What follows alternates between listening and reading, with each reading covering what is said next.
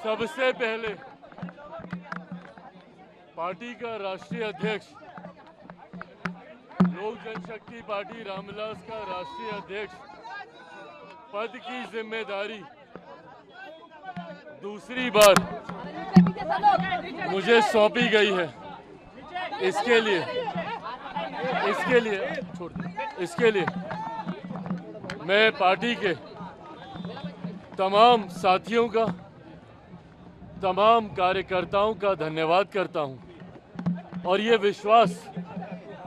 विश्वास दिलाता हूं कि अगले 5 सालों में पार्टी को नई ऊंचाइयों तक लेकर जाने की जिम्मेदारी को पूरी ईमानदारी से और पूरी मेहनत से निभाने का काम करूंगा।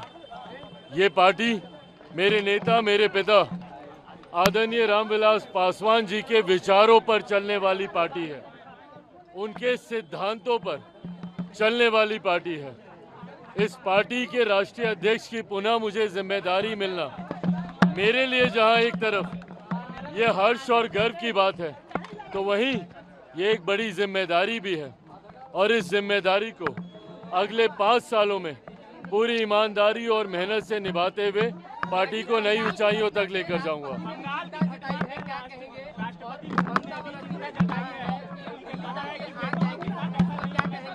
नहीं, बिल्कुल ये चिंता का विषय है। और देखिए, जिस तरीके से जितनी घिनौनी ये घटना है, जिस तरीके से इस घटना को अंजाम दिया गया, ये मानसिकता दर्शाता है कि किस मानसिकता से ग्रस्त वो व्यक्ति था जिसने इस तरीके से, इस बेरहमी से इस घटना को अंजाम दिया। ऐसे लोगों का सभ्य समाज में कहीं पर भी कोई स्थान नहीं है और इन लोगों के ऊपर सख्त से सख्त कार्रवाई होनी चाहिए। हमारी देश की राष्ट्रपति मां महिम तक जब खुद ऐसी घटना के ऊपर चिंता व्यक्त करती हैं, तो ऐसे में उन सरकारों की जिम्मेदारी बढ़ जाती है जिन सरकारों में इस तरीके की घटना को अंजाम दिया जाता है। और ये भी समझने की जरूरत है कि भाई, जिस व्यक्ति ने इस घटना को अंजाम दिया, वो व्यक्ति कहीं ना कहीं सरकारी व्यवस्था का हिस्सा बना हुआ था, जिसकी वजह से उसे इजी एक्सेस था सरकारी डिपार्टमेंट्स में आने जाने का। अगर ऐसी व्यवस्था अगर आप किसी व्यक्ति को दे रहे हैं और सरकार का संरक्षण ऐसे व्यक्ति को मिल रहा है, तो एक चिंता की बात है। आज की तारीख में कई ऐसे राजनीतिक दल हैं जो अपने पॉलिटिकल कैडर को सरकारी व्यवस्था का हिस्सा बनाने के लिए अलग अलग योजनाओं का इस्तेमाल करते हैं। दिल्ली में आम आदमी पार्टी को देख लीजिए, कुछ समय पूर्व तो उन्होंने अपने पॉलिटिकल कैडर को सरकारी व्यवस्था का हिस्सा बनाने के लिए पुलिस तक जैसी व्यवस्था में उनको शामिल करने जैसी योजनाएं बनाई थी। ऐसे में जो पॉलिटिकल पार्टी बिना वेरिफिकेशन के अपने पॉलिटिकल कैडर को सरकारी व्यवस्था का हिस्सा बनाती हैं, ये भी चिंता का विषय है।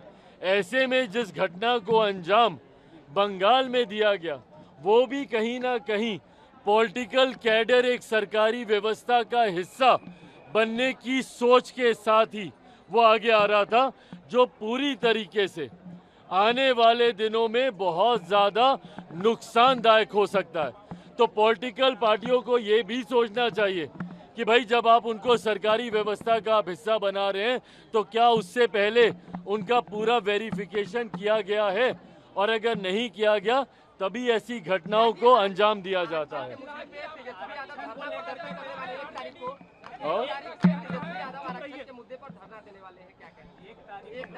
किस बात को लेकर धरना देने वाले हैं?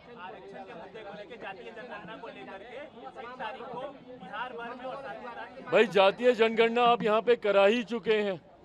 आरक्षण को लेकर जितनी बातें थी, ये हमारे प्रधानमंत्री आदरणीय नरेंद्र मोदी जी स्पष्ट तौर से कह चुके हैं कि आरक्षण के जो प्रावधान डॉक्टर बाबा साहेब भीमराव अंबेडकर ने बनाए थे, उन प्रावधानों के साथ कहीं कोई छेड़छाड़ नहीं की जाएगी। तो इसके बाद राजनीति करने का क्या मतलब है? और जहां तक रही बात जातीय जनगणना को लेकर, बिहार में जातीय आधारित जनगणना हो ही चुकी है और बाकी राज्यों में जहां पर इनकी चिंता है, तो जिस गठबंधन का ये हिस्सा है, क्यों नहीं उन गठबंधन की सरकारें जहां जहां पर हैं वहां पर जातीय आधारित जनगणना कराई जाती है? क्यों नहीं जहां पे इंडिया अलायंस की सरकारें हैं, जहां पर कांग्रेस की सरकारें हैं या इनके समर्थन वाली सरकारें हैं, क्यों नहीं वहां पे जातीय आधारित जनगणना ये लोग कराते हैं? तो उसके लिए बिहार में धरना देकर क्या मतलब है? आप कहेंगे कुछ, करेंगे कुछ और बिना मतलब इन बातों पर राजनीति करेंगे, ये उचित बात नहीं है। अगर बंगाल चलेगा तो आसाम, बिहार और दिल्ली भी चलेगा। ममता बनर्जी कह रही है कि अगर बंगाल चलेगा तो आसाम, बिहार और दिल्ली भी चलेगी। ऐसे शब्द एक राज्य के मुख्यमंत्री को शोभा नहीं देते। कोई भी बंगाल को जलाने की सोच नहीं रखता है, पर अगर वहां पे एक घटना घटी है तो वहां पे पीड़ितों को न्याय मिलना चाहिए और वो किसी भी राज्य में।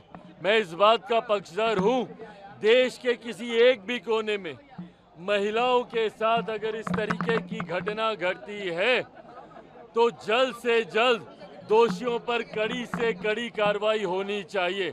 पर अगर आप उस बात का उदाहरण लेकर देश को जलाने की सोच अगर कोई राज्य का मुख्यमंत्री रखता है तो इससे ज्यादा शर्मनाक और कोई बात नहीं हो सकती।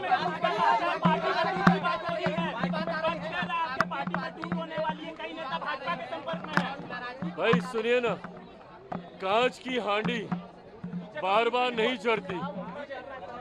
ये जो सोच ये लोग रखते हैं ना कि भैया बार बार एक ही पैंतरा आजमा लिया जाएगा, मेरे पार्टी के सांसद खुद इस बात का स्पष्टीकरण दे चुके हैं। हर कार्यक्रम में मुझे राष्ट्रीय अध्यक्ष चुने जाने पर भी उन्हीं लोगों की सहमति थी। तो जो लोग सोचते हैं कि भैया इस तरीके की सोच या इस तरीके के र्यूमर्स को हवा देकर चिराग पासवान को डरा लिया जाएगा, ये कांच की हांडी बार बार नहीं चढ़ेगी। ये जो सोच है, जो मंशा है चिराग पासवान या लोक जनशक्ति पार्टी रामविलास के बढ़ते प्रभाव को इस तरीके के र्यूमर से डराकर रोक लेने की, विपक्ष की ये सोच कभी धरातल पर नहीं उतरेगी।